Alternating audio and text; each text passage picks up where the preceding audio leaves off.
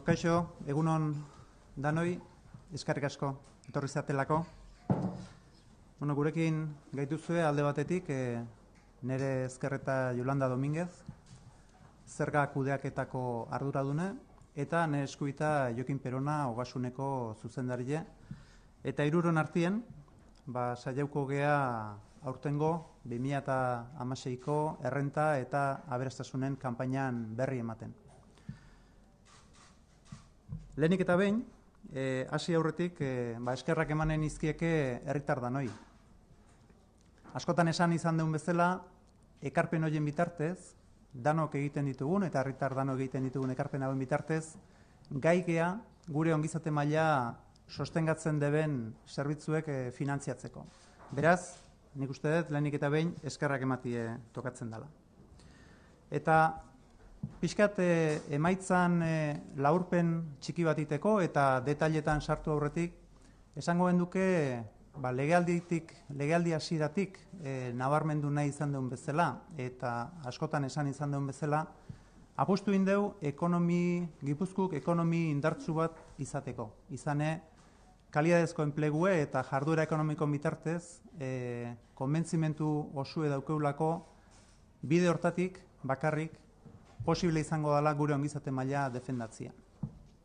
Eta aurreko urteko emaitza ona izan bazan, aurtengue oraindik eta hobia izan da, eta pixka gerotxu izangoetan bezala, hau izan da jarduera ekonomikoei esker. Beraz, nik uste dut, legealdi hasieratik hartutako bidea, legealdi hasieratik geukenun konbentzimentue, nolabait bere fruituek ematen nahi dela eta dudai gabe bide hontatik jarraitu behar dula.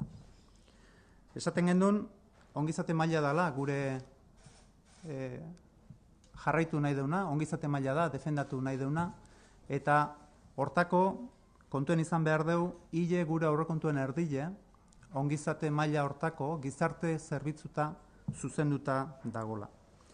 Esan, zergan bitartez, adibidez, eta kanpainan esan izan duen bezala, 2008 hau da, hile 2009 enpresa, eta ikerketa zentron berrikuntza eta nazioartatzie babestu deula, danok, Antzuola Bergarako biribilgune hori izten deunien eta bukatzen deunien 15 kilometrota izango deula edozein herrik kapazitatea altuko errepide bat, eta kanpainan esaten gendun bezala ese baita ere 16.000 familik hilero mendekotasun diru laguntza jasotzen jarraitzie ahalbidetzen dula.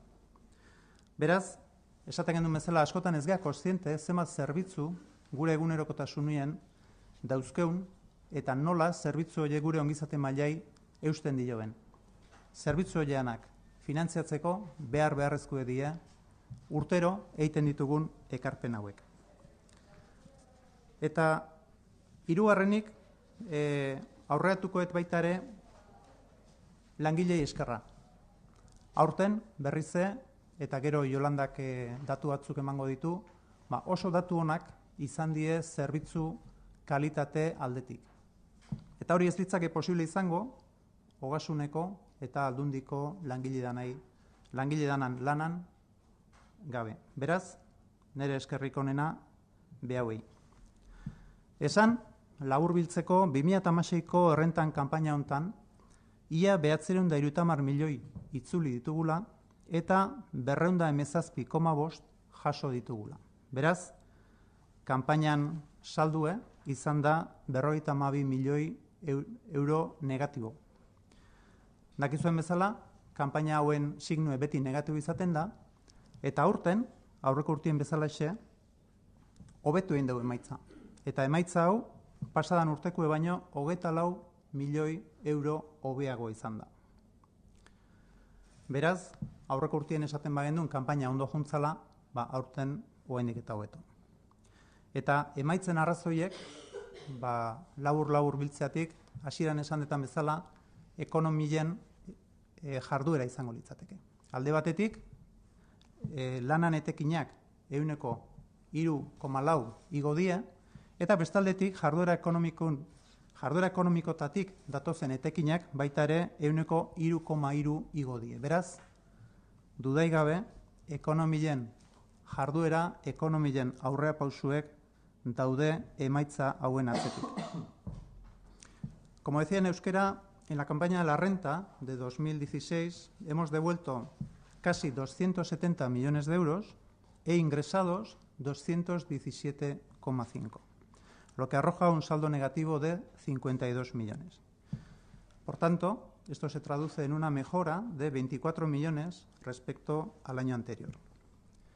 Decía que si el año pasado ya hacíamos o sacábamos una conclusión positiva de la campaña, este año ha sido todavía mejor que la del año pasado.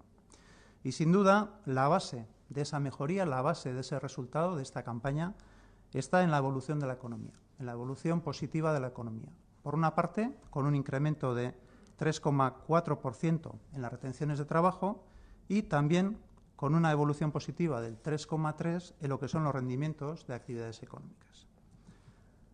Al principio de la legislatura hacíamos una apuesta firme por la economía, por una Guipúzcoa con una economía fuerte, porque entendíamos y entendemos que es la vía por la cual podremos sostener nuestro bienestar social, podremos financiar los servicios que sostienen nuestro estado de bienestar. Eta datuekin aurrera segitzeko Jokin Peronari hitza emango jot, xehetasunetan eta datu zehatzetan sartzeko. Jokin, nahi zunean. Eskerrik asko, Javier. Egun on denoi, eskerrik asko, hona etortzeatikan, eta Javierrek esan dituen eta aipatu dituen datu horiek xehetasun gehiagokin komentatuko ditugu jarraian. Lehenik eta behin esan behar, errenta aitorpenen ingurun bi mezu garrantzitsu egongo liatekeela. Lehenengo aldiz 2011-atikan aitorpen kopurua handitu eginda Gipuzkoan. Hain zuzen ere, 1883 aitorpen gehiago eduki ditugu lehengo urtean baino. Eta bigarren mezua, aitortzaileetatik 10-tik 6 guk beraiei bidalitako proposamena onartu dutela. Beraz, bi datu garrantzitsu eta benetan harro sentitze arazten gaituenak, alde batetik aitorpen kopurua handitu egin dela, eta bigarrenik 10-tik 6 gure proposamena onartu dutela. Horrek era berean eragiten du gure esfortzua egiten nahi gena teknologikoki benetan aitortzaileei beren betebehar fiskalak bete ditzaten era ahalik eta erosoenean. Como decía, en la campaña de la renta del presente ejercicio sí quisiéramos transmitir dos mensajes. El primero de ellos es que por primera vez desde el ejercicio fiscal 2011 se ha producido un incremento en el número de declaraciones en esta administración foral. Y segundo, 6 de cada 10 contribuyentes han aceptado la propuesta de autoliquidación que se ha remitido a sus hogares. Un aspecto que es fiel reflejo del esfuerzo que está realizando la Administración para facilitar el cumplimiento de las obligaciones fiscales de los contribuyentes guipuzcoanos. Por consiguiente, estamos plenamente satisfechos de estas dos cuestiones. Aurrera jarraituz, eta xehetasunak ikusten baldin baditugu,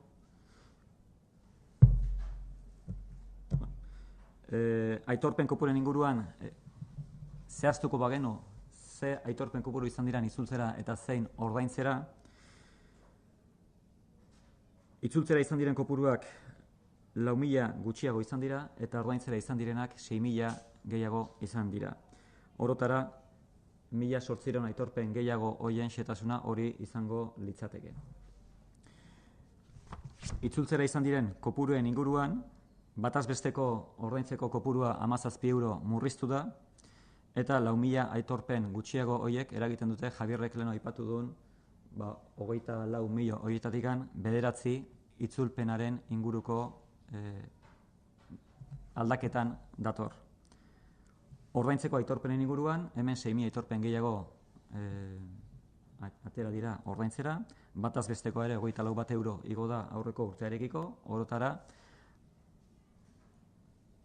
15 milioi euroko kopurua izan da ordaintzera gehiago atera dena. Hau da, alde batetik 9 gutxiago itzultzera, 15 gehiago ordaintzera, osotasunean aipatu ditugun 24 milioi euroiek izango nituzke.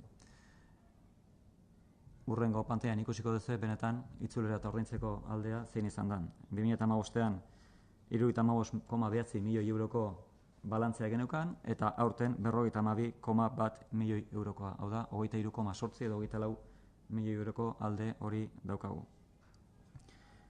Hau pertsona fisikoen errentaren zergari dagokioenean.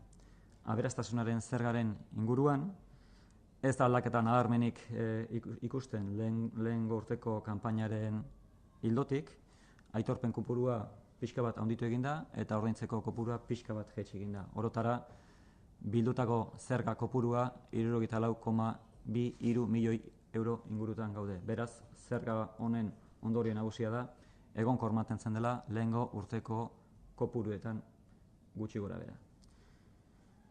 Besterik gabe, zerbitzu kartako datuak emateko Jolandari emango diotitza. Eskerrik asko.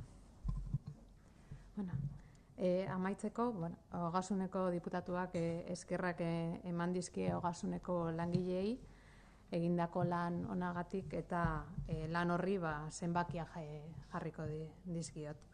Horretarako, zerbitzu kartako zenbait emaitza adieraziko ditut.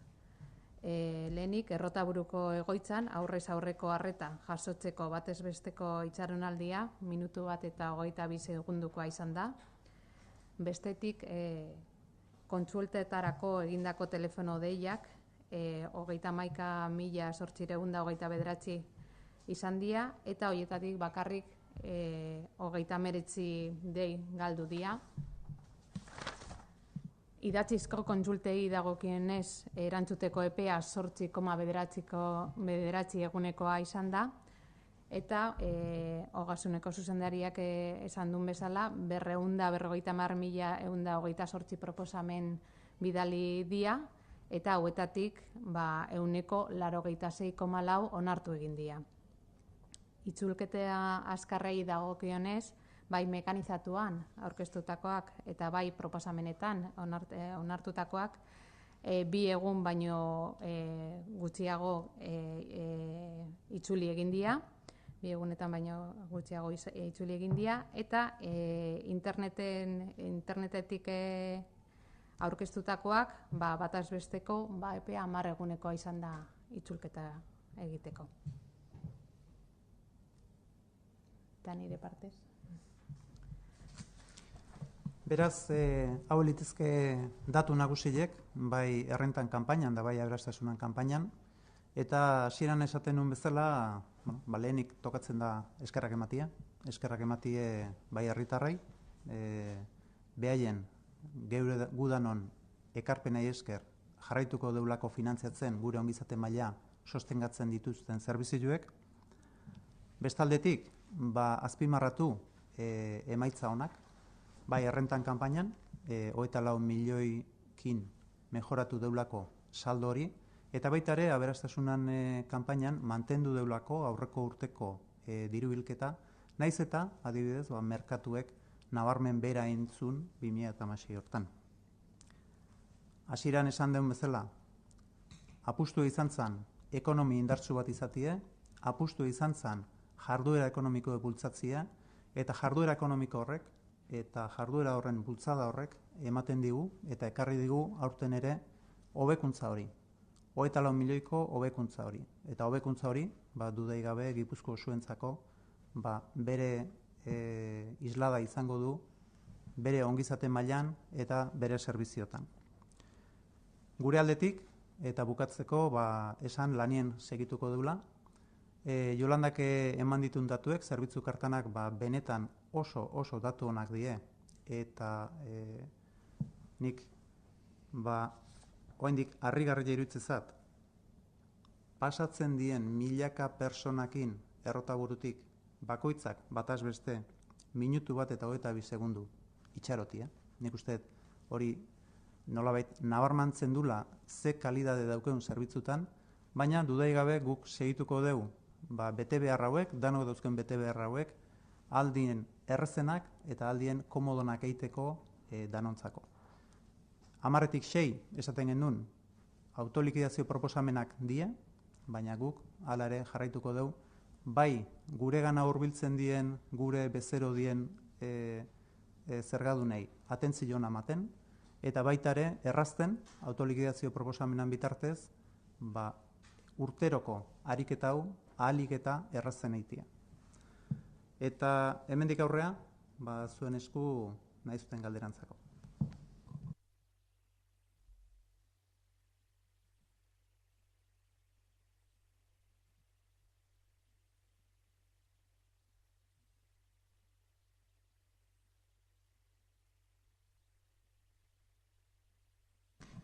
Ariketakin jarraitzen dugu, gure aurreikuspena orain dela hilabete bat hola eman gendun, udaran bueltan, iraila urriko hortan presentauko gendula danok, eta aurreikuspen horrekin jarraitzen dugu. Ja bukatzen nahi geha, oraindik lanien segitzen dugu gainea danok elkarlan horretan eta modu koordinatu baten, eta oraingoz aurreikuspen iguala dugu, udarati bueltan, eamango dugu bakoitzak eta instituzio bakoitzak berri, pixkat adostu deuna eta horrek ze suposatzen du.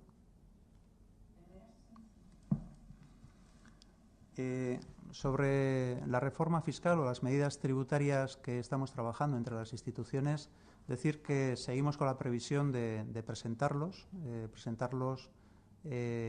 a la vuelta del verano, es decir, septiembre-octubre tendremos ya la presentación de las mismas. Estamos ultimando en estos momentos, tenemos ya los análisis, los estudios realizados y bueno, estamos ya cerrando la definición de las mismas. Por tanto, seguimos con la previsión de que a la vuelta de verano tendremos el resultado y los presentaremos públicamente. Sí, yo quisiera saber si nos puede contextualizar las cifras de 2016 respecto al 15, es decir, cuánto ha sido el incremento y si estamos en situación ya anterior a la crisis. Bueno, a nivel de lo que es recaudación, los objetivos de 2017 ya se presentan superiores a las cifras que tuvimos en el año 2007, justo previas a la crisis. Por ejemplo, en el caso de las aportaciones al fondo foral, es decir, a la financiación de los municipios, ya el año pasado sobrepasamos la cifra récord respecto a la serie histórica. Por tanto, yo creo que estamos ya en un nivel positivo, estamos ya en un nivel similar y superior a la anterior a la crisis. Por tanto, yo creo que es una noticia positiva. Sin duda, lo que tenemos que hacer seguimiento es de la fortaleza de la economía y seguir apostando para que verdaderamente la marcha de la economía siga fuerte, siga sólida y en ese sentido nosotros tenemos muy claro que esa es la vía que tenemos que seguir trabajando porque luego los resultados, como hemos visto, llegan.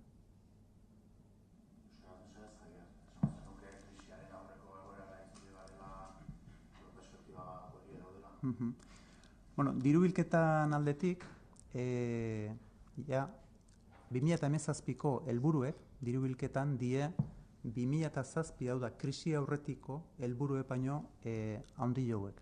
Beraz, nik uste dut horrek ja jartze gaitula pixkat perspektiban. Udalai dagokionez, ja aurreko urtien egin gendun zifraik altuna.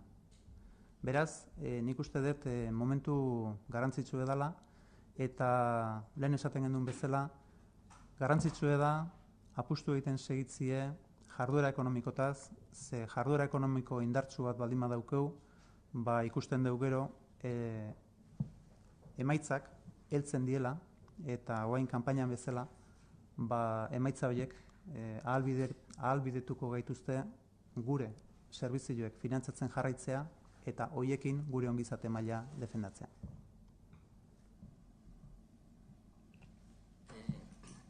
Casos como el de SEI o Fagor CNA podrían tener algún efecto este año en la recaudación.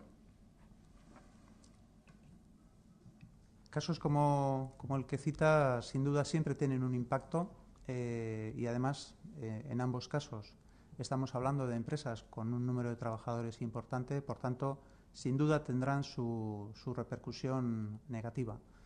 Esperamos, aunque eso lo tenemos que ver y lo analizaremos el año que viene, cómo se compensa con el resto de la marcha de la economía. Pero sin duda es un dato negativo.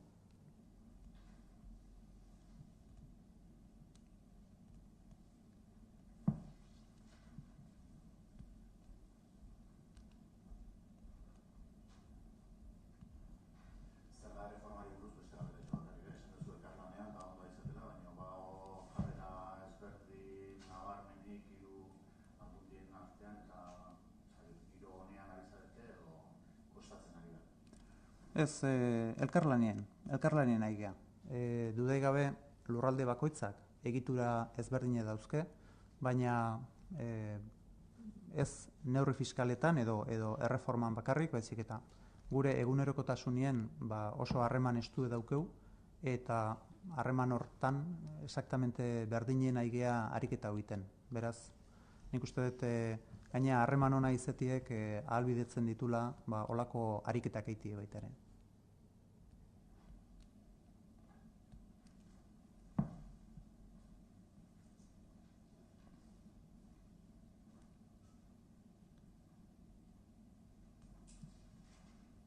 Besteik? Bueno, beste galderek izpadao, eskerrak eman, eskerrik asko, etorri zatelako eta egun ona izan dezazuela.